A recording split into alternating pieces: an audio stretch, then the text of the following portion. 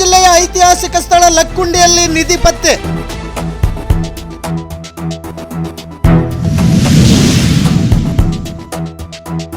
ಮನೆ ಕಟ್ಟಲು ಮನೆ ಪಾಯ ತೆಗೆಯುವ ಸಂದರ್ಭದಲ್ಲಿ ಮನೆಯ ಬಾಲಕನಿಗೆ ನಿಧಿ ಪತ್ತೆ.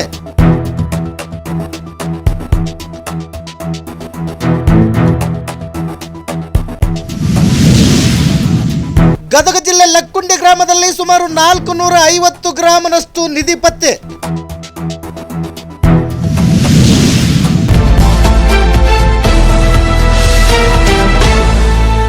ಎಸ್ ವೀಕ್ಷಕರ, ಗದಗ ಜಿಲ್ಲೆ ಐತಿಹಾಸಿಕ ಹಿನ್ನೆಲೆ ಹೊಂದಿರುವ ಲಕ್ಕುಂಡಿ ಗ್ರಾಮದ ಬಡ ಕುಟುಂಬದ ಕಸ್ತೂರವ್ವ ಎನ್ನುವ ಮಹಿಳೆ ತಾನು ಒಂದು ಚಿಕ್ಕ ಮನೆ ಕಟ್ಟಿಕೊಳ್ಳಲು ಅಡಿಪಾಯ ತೆಗೆಯುವಂತಹ ಸಂದರ್ಭದಲ್ಲಿ ನಿಧಿ ಸಿಕ್ಕಿರುವಂತಹ ಘಟನೆ ರಾಜ್ಯದಲ್ಲಿ ಒಂದಷ್ಟು ವಿಶೇಷ ಸದ್ದು ಮಾಡಿದೆ.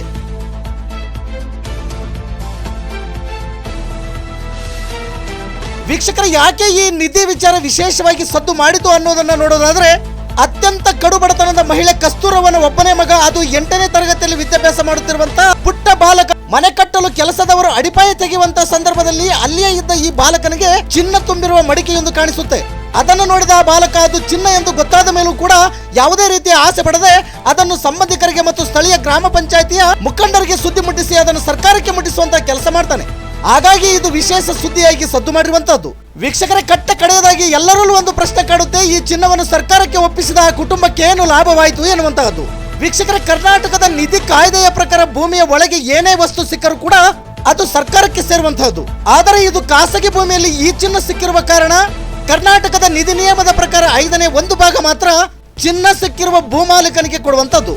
ಆದರೆ ಸರ್ಕಾರ ಯಾವ ನಿರ್ಧಾರ ತೆಗೆದುಕೊಳ್ಳುತ್ತದೆ ಮತ್ತು ಆ ಕುಟುಂಬಕ್ಕೆ ಯಾವ ರೀತಿ ಪರಿಹಾರ ಕೊಡುತ್ತದೆ ಅನ್ನುವಂಥದ್ದನ್ನ ಕಾದು ನೋಡಬೇಕಿದೆ.